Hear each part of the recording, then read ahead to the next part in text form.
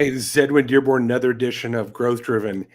I just got off the phone with a client, and there's four core mistakes that she was making with her social media.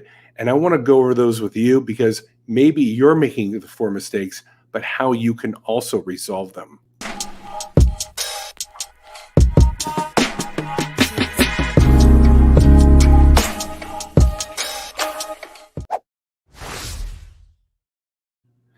Hey, Edwin Dearborn here, another edition of Growth Driven. There's four social media mistakes that if you address, I know that you're going to have much more success in not only building your brand, but getting the attention that you want, getting people into the funnel, getting people to opt in, and more importantly, getting those new clients. So, social media has been around for, 15 years or longer. And you'd think by now people would have figured out what the mistakes are. But, I work with people that are, 45 and older, a lot of my customers and partners. And so they didn't grow up with it. And it's hard to adapt to this new world.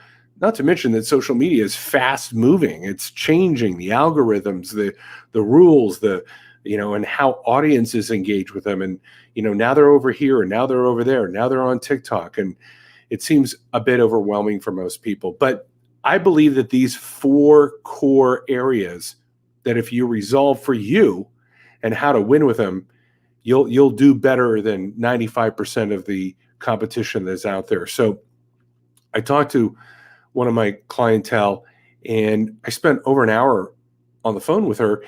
And when I was done taking my notes and kind of going over our strategies of how we would address them, I realized, wait a minute, these 4 points apply to a lot of people. And so I thought I'd turn that interview, my notes, into an actual podcast. So, and I'll just take, probably 7 or 8 minutes here. This is going to be short and to the point because it's really just 4 points. And if you're looking at this later in YouTube or in the podcast, I've put all the content that I wrote down, my notes in there for you to reference. So here are the 4 core areas to address. 1, your winning attitude. 2, publishing content that matters. 3, continuity. And 4, scaling with teams and technology. So let's take point number 1, winning attitude. When I hear a person start out saying things like, I hate social media, I don't like being on video, Facebook Live, I get nervous, social media can be so negative, why would I want to be on there? When I start hearing that type of language and that type of tonality, I already know that it's going to be difficult for the person to follow all the other points. They're already in a mindset and an attitude of, it's just not going to work. It's not going to work well for me. And if you go into anything with a negative attitude, you're just not going to see results. We already know that. So I'm not, seeing or saying anything that's new or different. You have to establish and get rid of what those negative areas are for you. Why do I feel this way? Is it from personal experience? Is it because something I read? Is it because I hang around negative people on social media? You're going to have to really get rid of that negative mindset because it doesn't matter what tools I teach you. If you're sitting there going, not going to work, I hate it, it doesn't matter what I teach you. As Winston Churchill said, the pessimist sees the difficulty in every opportunity. The optimist sees the opportunity in every difficulty. When you become an optimist about social media, you're going to see the opportunity in your difficulty. Because when you overcome those difficulties and you become a winner, an opportunist with those, that's when everything starts to, all the magic begins to happen. All right. Next point, point number 2, publishing content that matters. And this is the key part. That matters. It's not just publishing more content and just, trying to bludgeon people with just more content. There's plenty of content out there. We want content that matters. it's got to go from I have to publish content, or I guess I'm supposed to publish content, to wait a minute. I actually want content that matters to me. Because see, bland content, if it's bland to you, more than likely to be bland and boring to others as well. So first of all, you got to have a deep understanding of who you are. What's important to you? What matters to you? Because when you communicate what matters to you, that the tonality changes, everything changes.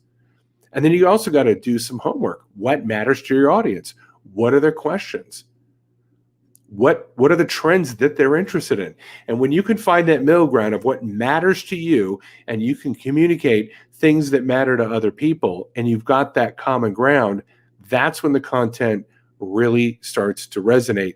You get excited about it, they become interested in it, and you start to build a community around common ground, around common interests. So you got to find out what matters to you, what matters to them, communicate about that. Point number 3, continuity.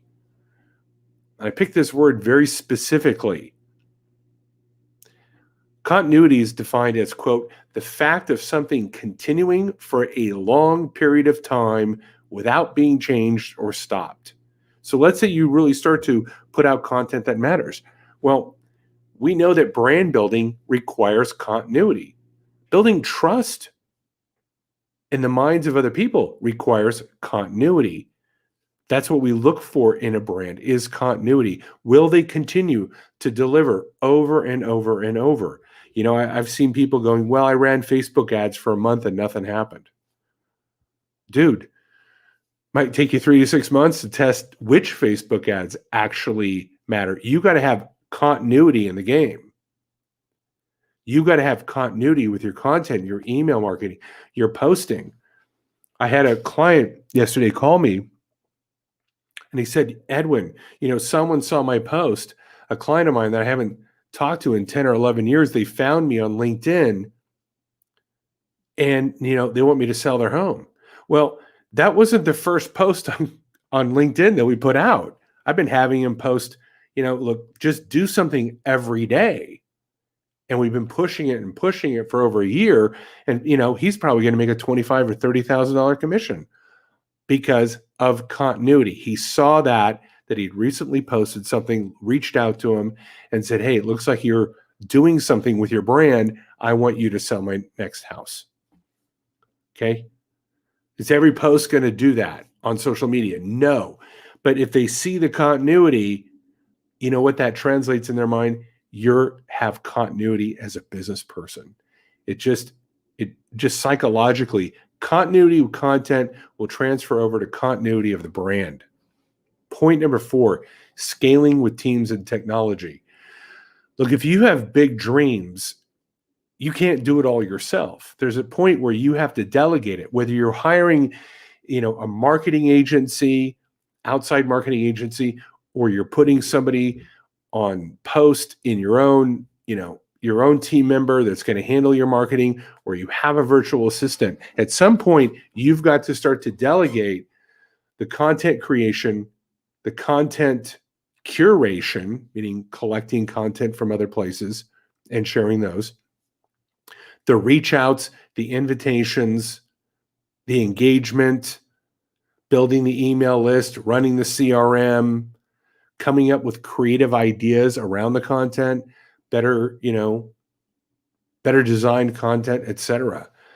And technology, there's software that can tell you what's working and what's not. There's software that can automate the sharing of your content over and over and over, so you don't have to sit there and manually do it every single day.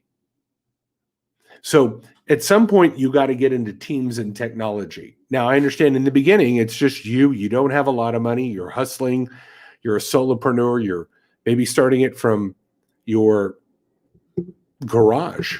Maybe you're starting it from your living room. I get it. You do it yourself. But, you know, it's interesting. I've talked to a number of people on my podcast, and the people that have really grown, there was a point where they go, okay, I'm getting an assistant. I'm getting a team. I'm building a team. I've got to start to shed my hats.